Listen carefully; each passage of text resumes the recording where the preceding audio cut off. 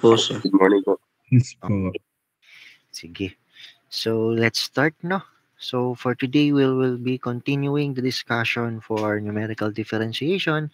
And after we finish the discussion for numerical differentiation, we will be moving on to the last topic for your finals exam, which is the numerical integration. Okay, so let's just first have a quick recap of the discussion we've had last meeting, which is about the finite difference. Again, for the finite difference, we have three topics for it. We have the forward difference formula, backward difference formula, and the central difference formula. So from the word itself, from forward, backward, and central, your point of reference, or what we call here, asan ba yun? Yan, function at a given point, or point of interest, ano, that will be your x initial or the point of interest or point initial. Okay? So in this case, we are discussing, from the last meeting, we're discussing the 3-point forward difference, backward, and central, no?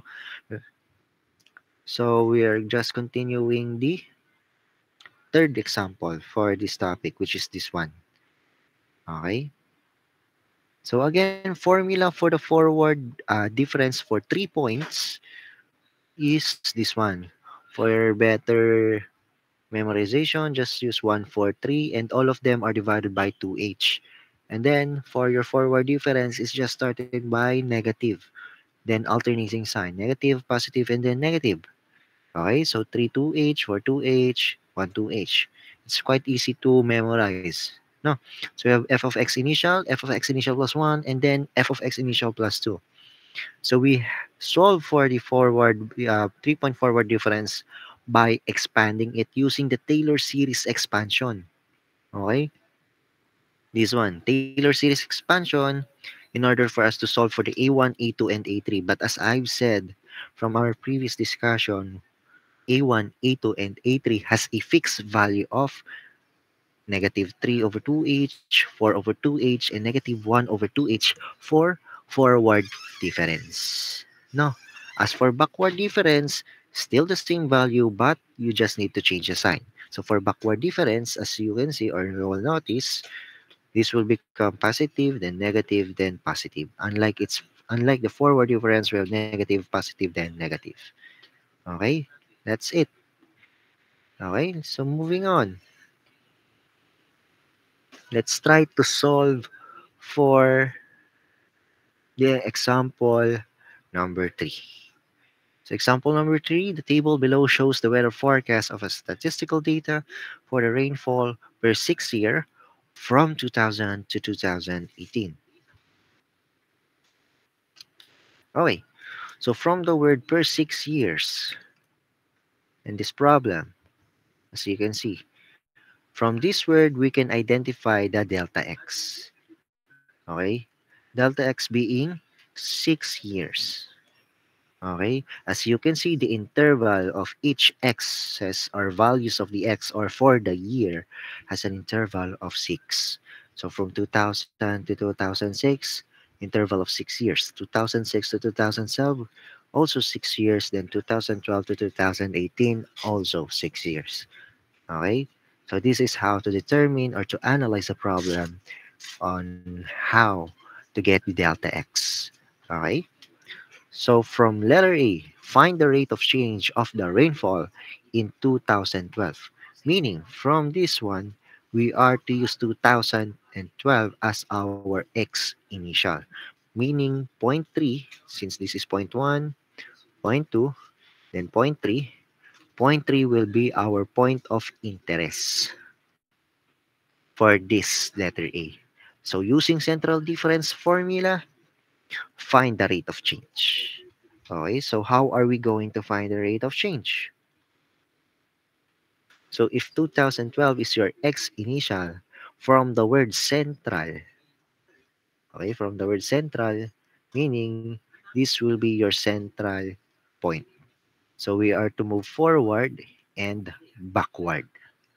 meaning this will be your x initial plus 1 and your x initial minus 1.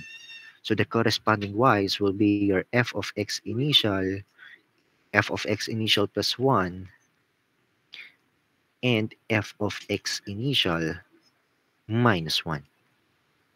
Okay, now just solve for the rate of change. Again, what's the formula for our central difference formula?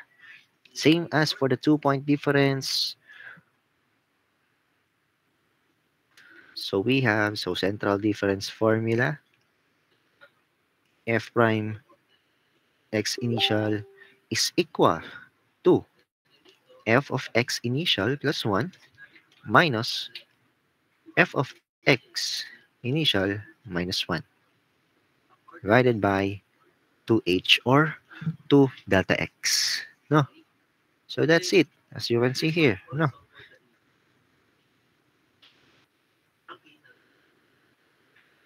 Asan yun? Yan. Central difference formula.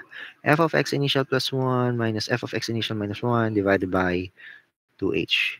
Again, we can get the formula by using Taylor series expansion, and then for central difference, we add a forward and backward formulas. So we have that formula. No? Then moving on to the substitution of the values, we already have the values for h, f of x initial plus 1, and f of x initial minus 1. So it's just substitution. So substitute f of x initial plus 1, we have 935 minus f of x initial minus 1, which is 568 divided by 2h, where our h again is also the delta x. Okay, meaning 2 times 6. So class, kindly get your calculator and kindly compute for our f prime x initial. So what is the rate of change for our problem? 30 point. 258. So same. Again, class, kindly compute. I'm not sure if this is correct. Some of the final answer is, I think, not correct, no? So in this case, 30.5833. So correct, no? So that's it. This will be your rate of change for letter A. Now for letter B. So now we have to find the rate of change of the rainfall in 2006 naman. No? So meaning we are going to change our point of interest. Meaning that point 3 now will not be your point of interest, but rather si point 2.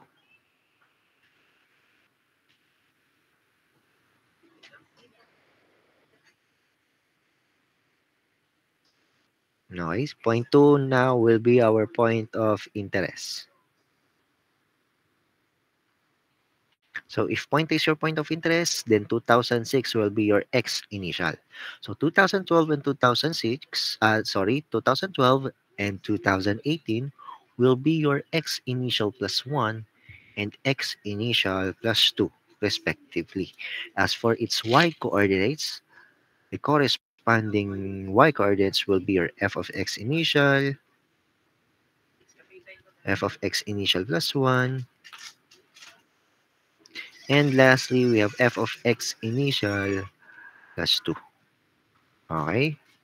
Then again, formula for 3-point forward interest. Sorry, for 3-point forward difference, not interest. Okay? So f prime x initial, again, 143. In this case, 341. So negative is your first term. So negative 3 over 2h multiplied by f of x initial plus 4 over 2h f of x initial plus 1. Then minus 1 over 2h f of x initial plus 2. Then again, once again, class, you just need to substitute the known values. We already know the point of interest, which is 2006, so we need to move forward since we are using the forward formula. So moving to the right, and that will be your x initial plus 1 and x initial plus 2. So we have negative 3 over 2h, which is, again, our h is per 6 years. So we need to multiply this by 6.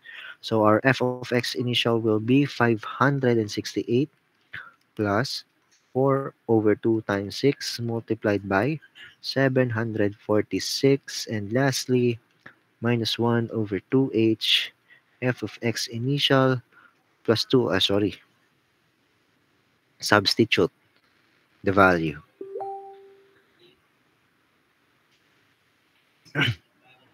In this case, if we substitute it, this will be 935. So kindly compute class. Is this correct? 28.75? Yes po, sir. Yes po, Okay. sir. So 28.75. So now that is your final answer. Okay? Any questions with regards to letter A and letter B? Clear? Thumbs up if clear. Okay, so moving on to letter C. Now for letter C, somehow complicated, but again, that not that difficult. Okay? So for letter C, it is said that from the data obtained in letter B, estimate the amount of rainfall per year of for year 1994 by using 3 points backward formula. So what are the known datas from letter B? So the known datas from letter B is we already solved for the f prime x initial or the rate of change. Okay, so we already have the rate of change. What else? The initial or the point of interest, which is 2006. So this again will be your x initial. So we are to find the amount of rainfall meaning the y value for the year 1994 by using 3 points backward formula. So if this is your point of interest moving backwards 2000 to 2006 to 2000, and then you are going to check if this 1994 is still has an interval of 6 years. So in this case, 2000 minus 1994 still 6 years, meaning we can use the formula for the backward difference. So it is applicable, or we can have a conclusion that we can solve for the rainfall amount of the rainfall for the year 1994. Okay, so proceed tayo. So we can proceed for solving. So for letter C, backward difference. Again, we already have the data or the rate of change of the rainfall for 1994 with a point of interest being 2006. So we have f prime x initial, which is equal again just the same formula for our forward difference. The only difference is the signages. Okay, so in this case for backward difference, positive first. So but still 3 over 2h multiplied by f of x initial, then minus, since this is positive, 4 over 2h f of x. If this is x initial plus 1, this will be x initial minus 1. Okay? Then plus 1 over 2h f of x initial plus 2 multiplied by f of x initial plus 2. Okay? Then once again, we can now substitute for the known values. Again, we already have the rate of change, so just substitute. So f prime x initial will be 28.75, which is equal to 3 over 2. Again, we already have the value for h, which is 6 years, so multiplied by 6. Then multiplied by our f of x initial. Again, our point of interest is 2006. So our f of x initial will be 568. So minus 4 over 2 over 2 times 6 multiplied by f of x initial minus 1, which is 445 plus 1 over 2 times 6, then multiplied by f of x initial minus 2. Now this is the unknown. We need to solve for this one. And simply by using our calculator, we can solve it. So what will be our answer here? Is Uh, 421 correct? Yes? yes po. Same? Okay. Thank you for the answer. So that's it. Any question with regards for our A, B, and C before we proceed for the second derivative? Yan. All goods. Sige, let's proceed na. So proceeding to the finite difference formula for the second derivative, here are the formula for the forward, backward, and central difference. Okay, so the second derivative, or the f double prime x initial for forward difference, is f of x initial plus 2 minus 2 f of x initial plus 1 plus f of x initial all over h squared. Okay, we can also say the same for the backward difference. Only difference is the inside parenthesis, or the values of the inside parenthesis for the first two terms. And then for the central difference, almost the same as the 3 points. The only difference is we have this one. Okay, we have the value, or we have multiplied it by 2. Okay, so let's proceed. How did we get this formula? So we are going to derive the formula. I'm just going to show it to you on how we arrive on this formula. Ano? So first things first, we are to use the Taylor series expansion once again. So we are going to expand first f of x initial plus 2 and then f of x initial plus 1. So why do we need to expand f of x initial plus 2 and f of x initial plus 1? Because we are under the finite difference for the second derivative for 3 points. So if this is going to be your graph, let's say this is your point A, then point B, and then point C. No, extending. So from point A to point B, we have delta x. Point B to point C, we have also delta x. Okay, so from point A, we've moved 1 point to point B, then another one to point C. Okay, meaning we need to have an expansion of from point A to point B, which is the f of x initial plus 1, and point A to point C, or B to C, which is f of x initial plus 2. Okay, so we need to expand the two of them. That's why we are expanding these two. So how are we going to expand f of x initial plus 2 and f of x initial plus 1? Actually, I've already discussed this with you from our last meeting under here in this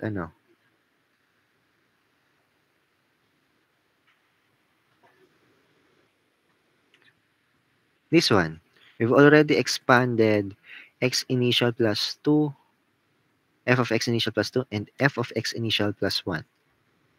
If you can remember our discussion, this is how we expanded it. Ano, so just a quick recap or just a quick review for you on how to expand these two. This is how we expand it. So f of x initial plus 2, again, we just put f of x initial f of x initial. Same as for f of x initial plus 1, we have f of x initial as our first term. Now, plus 2h f prime x initial. How did we arrive in 2h? We arrive in 2h because from point A to point B, that is 1 delta x. But from point B to point C, another delta x. So from point A going to point C, we have a total of 2 delta x, or 2h. That's why we are going to multiply 2h to our f prime x initial. And once again, we are having Taylor series expansion. Again, from the word series, meaning we are going to series this, a series. So we have 1 prime here, meaning our 2h is raised, both of them are raised to 1 divided by 1 factorial. But then again, any number raised to 1 is still equal to the number itself. Then divided by 1, again, still equal to the number itself. Then a series of it, so we have f, since this is f prime, then we have f double prime, meaning we have 2h. Again, if this is multiplied or raised to 1, the next one will be raised to 2. Then if this is 1 factorial, the next one will be 2 factorial, and so on. And then the next term will be f triple prime x initial multiplied by the fraction 2h cube over 3 factorial, and so on. Okay? So that is how we use Taylor series expansion. If you know Taylor series expansion, you can always solve for the formula for any uh, formula of our or for any number of points here. Ano, you just need to know how to use Taylor series expansion.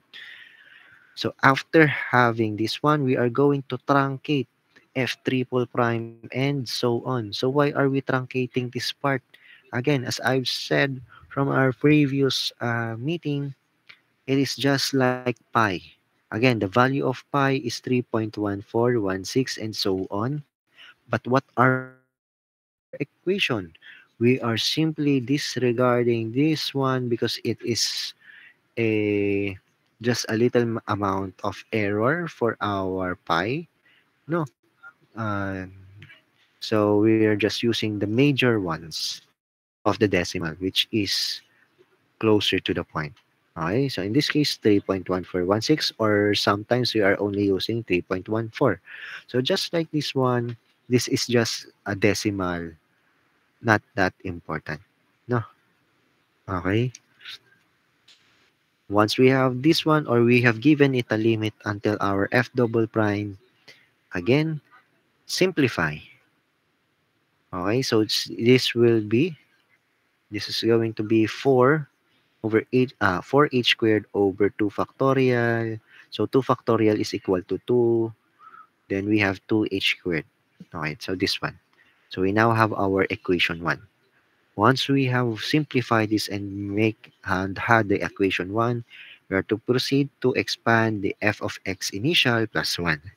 Again, just same as f of x initial plus 2, the starting term will be f of x initial added by f prime x initial plus 1. This time, yh only, not 2h. Because if you can see from point A going to point B, only 1h was overrun. No? Or only h or a single h is only involved from point A to point B. That's why there's no multiplied by 2. Okay? That's it. Then again, this is a series expanding over 2 factorial multiplied by f double prime x initial plus again so on or h cube over 3 factorial f triple prime x initial and so on. But then again, we are going to truncate this part and just focus on this one. And then simplify. Okay? So this will be, we are going to eliminate 2 factorial or 2 from f double prime, and we will arrive at this answer because we are going to isolate f double prime since we are solving for the second derivative. Okay? So we don't need any fraction involved in our f double prime. Okay? Now, after simplifying or after we get the equation 1 and equation 2, we are going to subtract equation 2 to equation 1. Okay? Meaning equation 1 minus equation 2. So this is for us to get the formula for the forward difference. No? So simplify or combine like terms, like for example, what can we eliminate in this one? Here. 2h f prime x initial can be eliminated since they are equal to 0. Then this one will be negative. Ayan. Sorry, this one negative, no? Simplify, then divide both sides by h squared to eliminate in order for us to isolate f.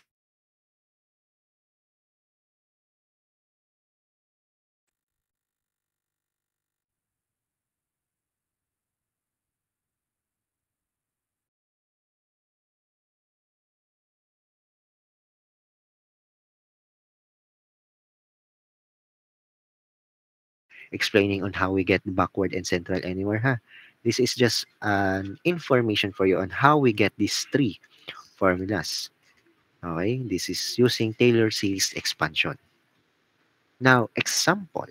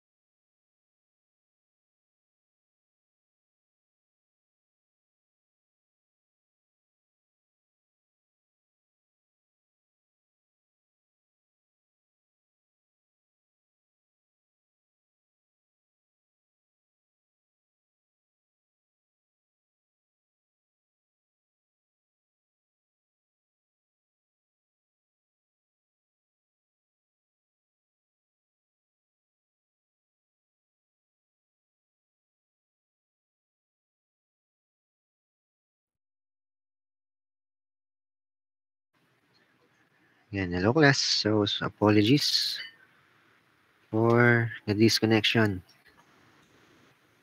We have internet problems here in the faculty, so let's continue.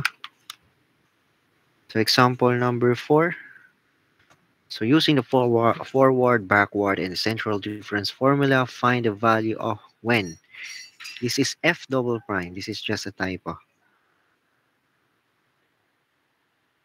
F double prime 1.1. Okay, you are given a sets of data for x and y, and we have 7 points for x and y. No, point 1, point 2, 3, 4, 5, 6, and 7. Okay, so from f double prime 1.1, what point will be our point of interest here, class? 0.3 po, sir. Our point of interest. Why? Because from f double prime, this is represented as f double prime x initial. Meaning, what inside of the parenthesis is your x initial or your x interest. No, point of interest, which is 1.1. Meaning, point 3 is your point of interest. We can say that this is your x initial. Now, depending on your movement, either forward or backward, we can label the next point as x initial plus 1, x initial plus 2, x initial minus 1, and x initial minus 2, and etc. Now, this will be your x initial plus 1 from point 4 to point 5. This will be your x initial plus 2. Now, moving backwards, this will be your x initial minus 1, and this will be your x initial minus 2. Okay? So this is your f of x initial plus 1, and so on.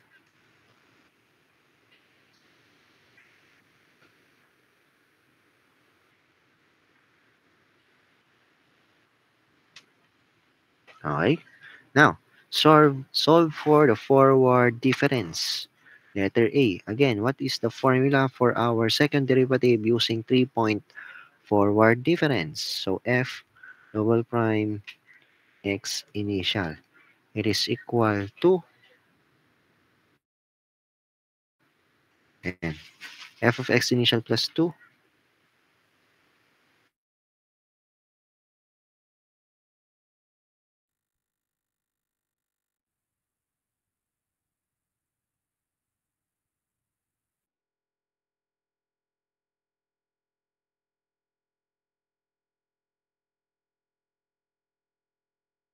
plus f of x initial divided by h squared. No.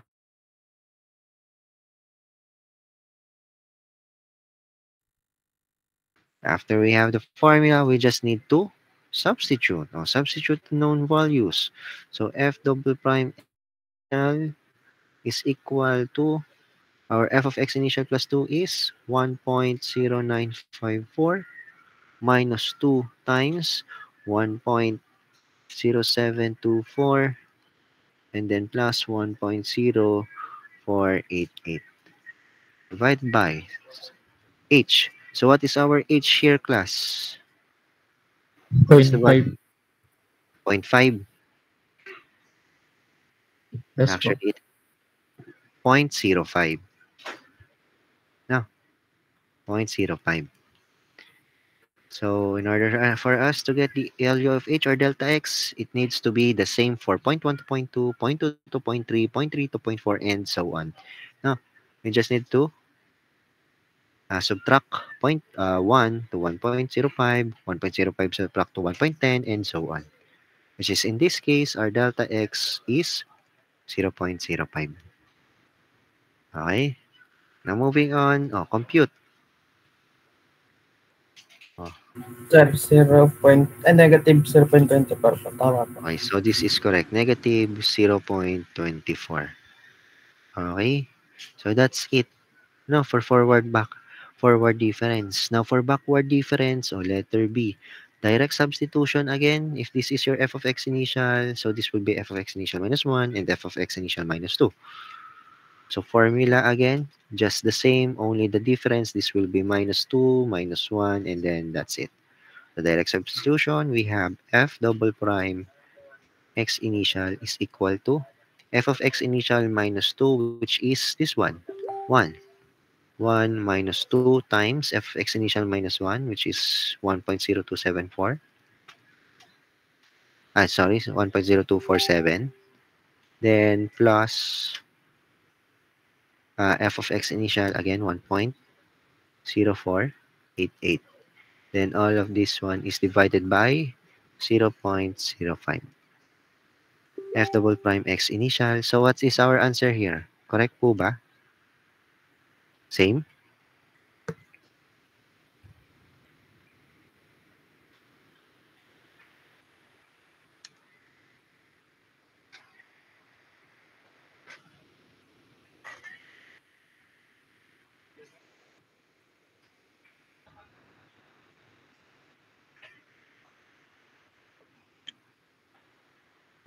Yes po, sir. Same po. Okay, so negative 0.24. Now, for letter C, as I've discussed from our previous meeting, what I've said is we just need to find the average of the forward difference and backward difference, but that is not the case for the second derivative. Okay? It is only applicable to the first derivative. But since this is the second derivative, we cannot get the shortcut way. We cannot use the shortcut. Okay? In this case, we are going to use the formula for the central difference. Okay? Which is in this case, it is f double prime x initial equal to f of x initial plus 1 minus 2 f of x initial, if I'm not mistaken, it is 1, then plus f of x initial plus 1. F of x initial, sorry, minus 1. Then divided by, sorry, this is squared, h squared. Then again, we just need to substitute. Sige nga po class, kindly compute for the central difference by substituting the values.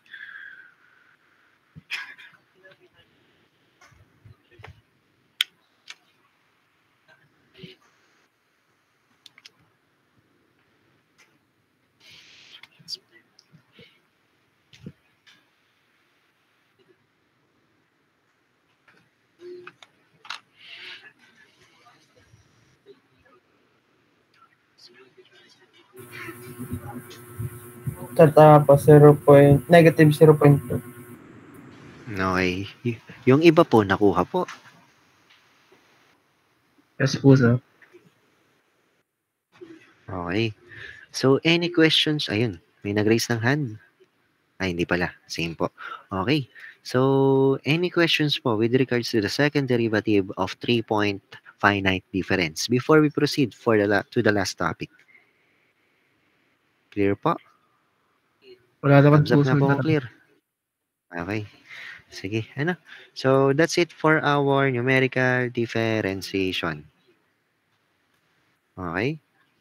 So, if there are no more questions, let's proceed to the last topic. And if we can finish the last topic today, then no more meeting for tomorrow. Okay?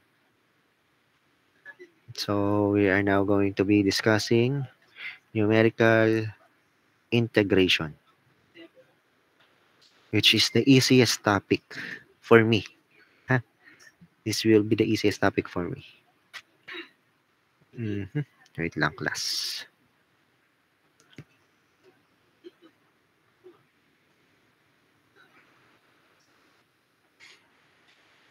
Okay.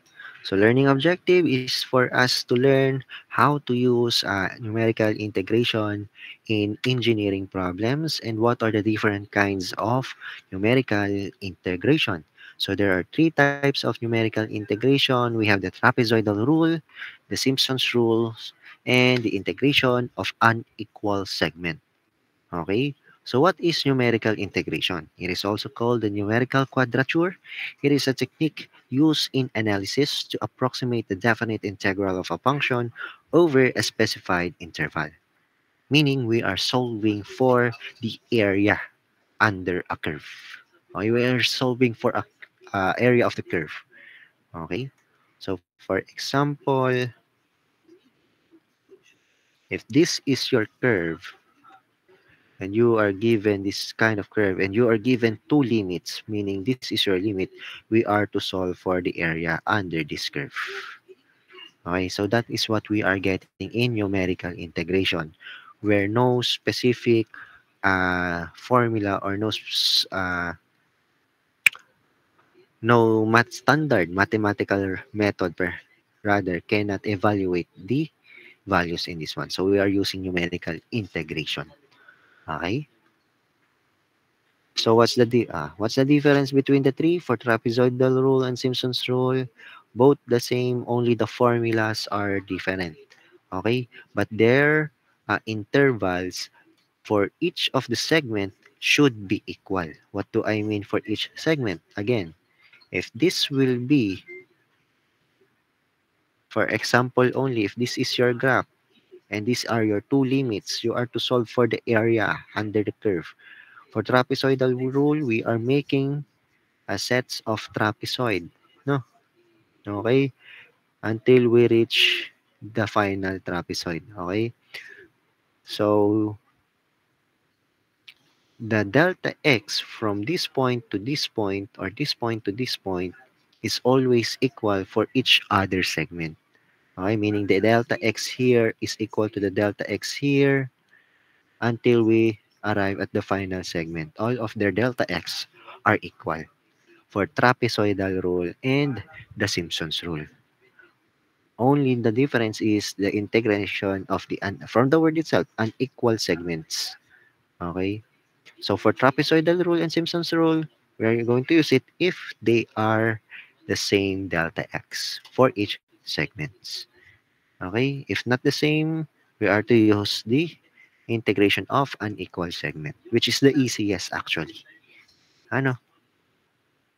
So for trapezoidal rule, it is a rule that evaluates the area under the curves by dividing the total area into smaller trapezoid as what I just demonstrated in this graph. No. So rather than using rectangles. So this integration works by approximating the region under the graph of a function as a trapezoid and it calculates the area. So this will be the formula for our trapezoidal rule. It's easy to remember because later I'll be explaining it on the example. Ano? So if you can also see this is the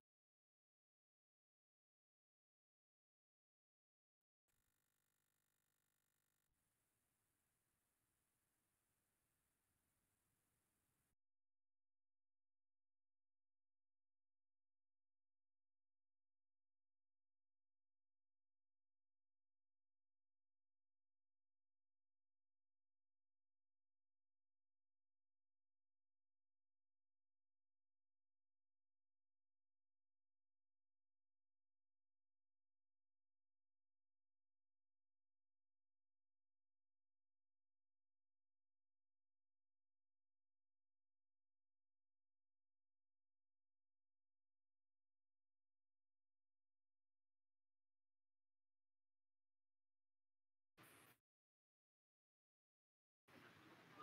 Ay, sorry. Hindi ko alam na nawala. Saan tayo napakinig? Dito pa din?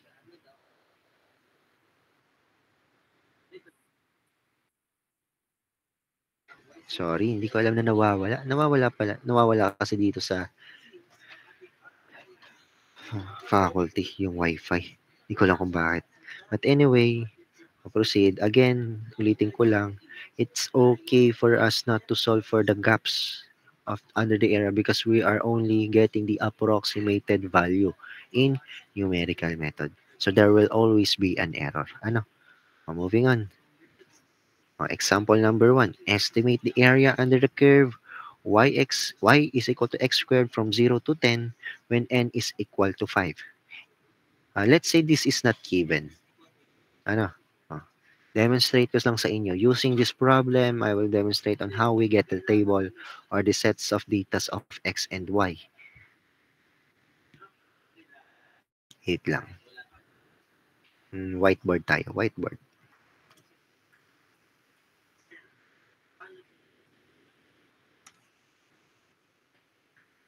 para ma-demonstrate ko sa inyo kung paano kumuha ng values ng x and y dito.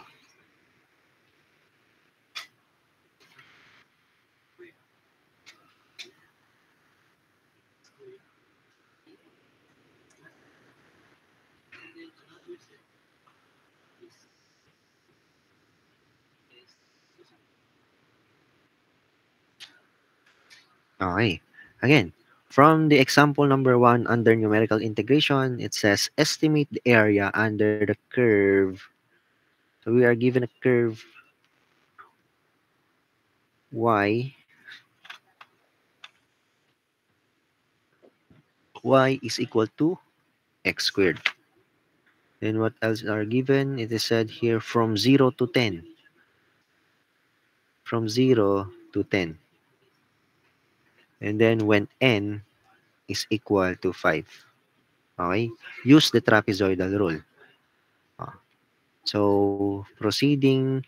So, using trapezoidal rule, area of the trapezoid. Using trapezoidal rule, again, the formula for this one is h, not n, okay? Is h. N and h is different.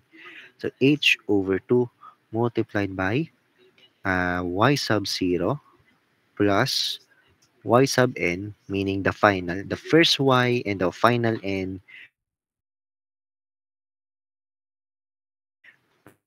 plus 2 times and so on until we arrive at y sub n minus 1.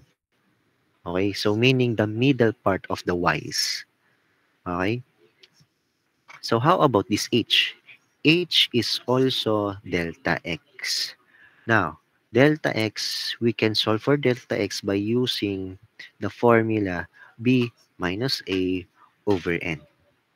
Okay, so kindly remember this one, class, ha. This is used for Simpson's rule and trapezoidal rule, where delta x is equal to b minus a over n. So what's the value of b? What's the value of a? B being the value of x, the final x, which is in this case 10, and a being the value of the first term for x, which is 0. In this case, we can solve for delta x since we are given n. No? Okay? So direct substitution, the delta x or the h is equal to 10 minus 0 divided by n, which is 5. So h is equal to 2. Okay? So we already have the value for h. We need to determine the values of y. Okay? We already have the delta x. So determining the coordinates of x and y from 0 to 10. So starting with 0, from this one, 0, what is the interval? The one we have solved for delta x, which is 2, meaning this is 0, 2, 4, until we arrive at the final number, which is 10. So 6, 8, and 10. That's it. That is how you determine the coordinates of x for this problem. No. So you need to analyze the problem. So now, for letter y, in order for us to get the values of y, we just need to substitute the values of the x's we have here to the curve or the formula or the equation of the y. Okay, for example, so we for our x sub 0, again, and also kindly remember, class, the naming or the labeling of our x and y will always start with x0 and y0. Okay, I will explain it to you later for the Simpsons rule. Actually, also, it is included here in the trapezoidal because you will always start with the y sub 0, which is not included inside this multiplied by 2. Okay? Okay, labeling again. How are we going to get the y? Substitute y is equal to x squared or y is equal to 0 squared for this one, so it is still 0. This one, 2 squared is 4, 16. Then 36, 64, and lastly, we have 100. So we just label. The important ones here are the values of y. So y0, y1, y2, y3, y4, and y5. If you can see, there are no x coordinate on our formula. So we need to prioritize on our y. Okay? Now substitute the given. So we have area using trapezoidal rule, which is h. Again, we have already solved for h, which is 2.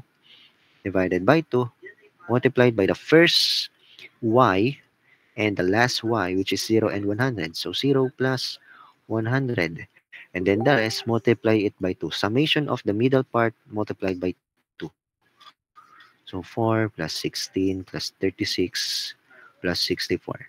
And that's it. That's your trapezoidal rule. Will be your area. So what's our answer here? 340 po. 340. How about the others po? Did you get the same answer? Okay. May nag-react heart daw. So meaning, intindi ko dyan, nakuha din. Ano? But do not forget the unit. So in this case, walang unit. So unit square lang. Okay? And this will be your final answer. Okay? So let's go back to the PowerPoint.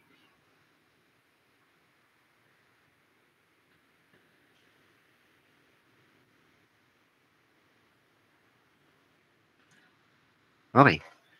Again, we have solved for 340 units square. Now, how are we going to know if we are correct on our final answer? We can actually solve for the true value, meaning we can get the true value by using our calculator. How? We can just input the formula of this one to our calculator using S. Makikita nyo dito. Yan, na may dx. Okay? So we are just going to put here the formula here.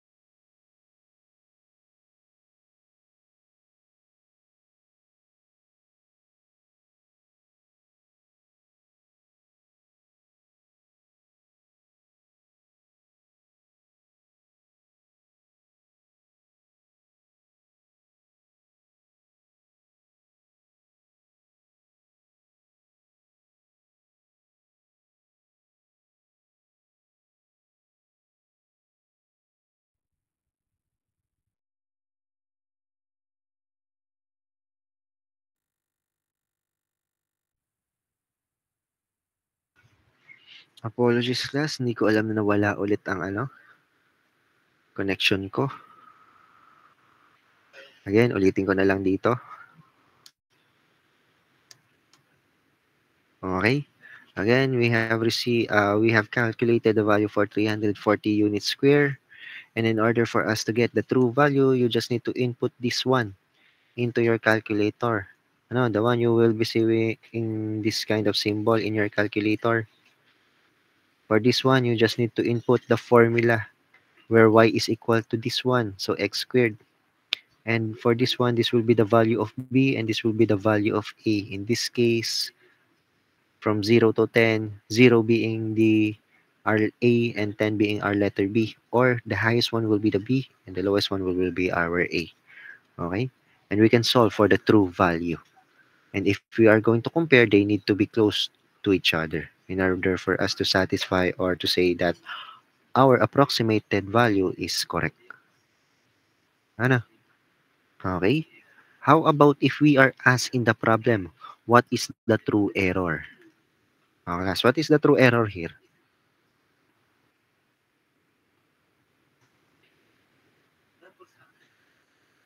You remember how to calculate the true error? This was discussed during our first topic of the midterms exam. Anyone? Anyone remembers? No one? So the true error will be true value minus the approximated value. Okay, meaning 333.33 minus 340 units. Just absolute value. We don't need any negative number here. Meaning 333 minus 340.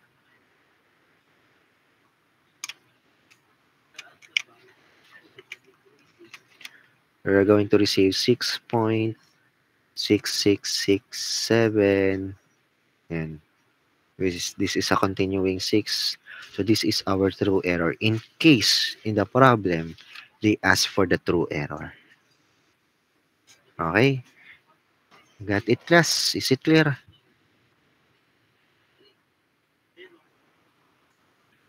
Yes Clear? po, sir. Okay? No questions, ha? May questions ba? Wala? Okay. Sige. Moving on to another example. So the table below shows the rate at which the water flows through a pipe into a storage tank. This rate is measured every 10 minutes. Then we have to estimate the amount of water that will accumulate in the first hour using the trapezoidal rule. So sabi dito, answer should be 371 gallons. Okay, let's try to solve it. Let's try to show if the answer really is 371 gallons. No. So every 10 minutes for the first hour, from the word first hour meaning from 0 to 60 minutes because we are given an interval of 10 minutes. No. So interval meaning this, if this is an interval, then we already have the value for h or delta x, no, which is equal to 10 minutes. Okay? In this case, as you can see, 0 to 10, 10 to 20, 20 to 30, they all have an interval of 10 minutes. Okay? Then we are given the sets of values of y or the rate, which is 3.8, 4.5, and so on. So, first things first, we already have the value of h. Ano? Or let's try to prove if it is really trend. So, our b and a, our a is 0, our b is 60. Then our n, how about our n here? Class, what do you think is our n? By observing the coordinates, how many n do we have? 6 N, po. 6. Correct po. Ano? Bakit 6? So from point 1 to point 2, so 1, 2, 3, 4, 5, and 6. Okay? Ganun lang po yung pagbilang kasi yan po yung segment natin. Okay? That is our segment. From one point to go to another point, that is the first segment, then that point to another point, second segment, and so on. Okay, so in this case, this is a 6 segments. So our n is 6. Okay, then again, formula for delta x, b minus a over n. So 60 minus 0 divided by 6, so we have 10. No, so this is just checking. So correct. Okay po. That's it. No. Now, now that we have the value of h, we already have the coordinates for x and y. We now just to have to solve for the area. Again, area of the trapezoidal rule is equal to h divided by 2 multiplied by, again, y sub 0 plus y sub n plus 2 times the summation of the in-between values of y. So y1, y2, and so on until we arrive at y sub n, y sub n minus 1.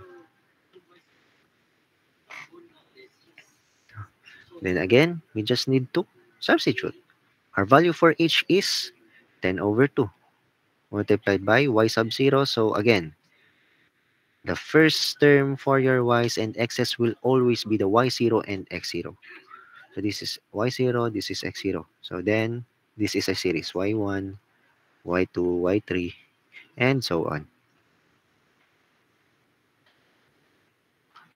So our yn is y6. So in this case, substitute. So we have 3.8 plus 6.2 plus then again 2 multiplied by the values of y in between y0 rather, and y6. So 4.5 plus 6.2 plus 7 plus 7.5. And then class, that's it. Kindly calculate nga po.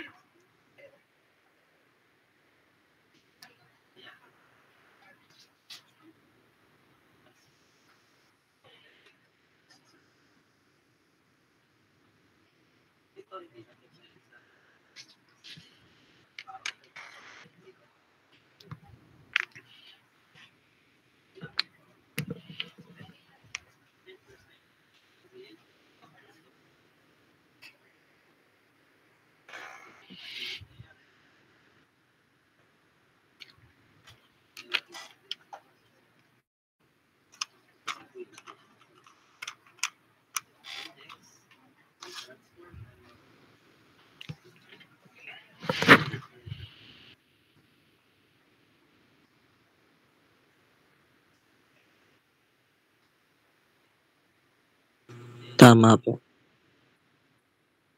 Okay. So, 371 gallons, no? Yung iba po, napalabas po ba sa 371 gallons? Again, huwag kakalimutan yung unit kung may unit na given, ha? Malinaw po ba ang trapezoidal rule? Any questions po? Thumbs up po kung naintindihan. Okay. So, assume ko kung naintindihan ng lahat, ha? Then, 12:40. Mukhang hindi natin kayang matapos to. Sige, pagpatuloy na lang natin tomorrow. We'll continue this discussion tomorrow with the remaining 2 topics. Okay? Meaning we have the Simpsons rule and then, and then this one, the unequal segment. No? So, comparing comparing finals sa ating midterms, alin kaya sa tingin nyo mas madali? Sadali finals, no? Ayan po, sir. Direct substitution lang to. Basta alam nyo yung formula. Ano? Okay? So, if no more questions po sa ating trapezoidal rule, continue natin tomorrow yung Simpsons rule, which is, again, 2 topics for Simpsons rule, which is the 1/3 and 3/8. And then last one, we have the unequal segment. This is the easiest out of the topics for numerical integration. Ganyan lang kasimple yung formula niyo. Makikita niyo tomorrow kung bakit sobrang dali niya. Okay? Questions. So tomorrow, I'll handouts. John, may na-print na ako dito. Kindly prepare po. 25 pesos pala. Ano? Ito ay 17 pages. 25 pesos. Sa inyo ay... Confirm ko lang uli. Ano? Nasaan ba yun? Tama ba? Sa inyo ay 41 yung kumuha? BOD? Yes po, sir. 41 po. Okay, sige. Tomorrow, bibigay ko yung handout nyo. Okay? So, if no more question, thank you for attending. You can leave na. Thank you po. Thank you. Thank you.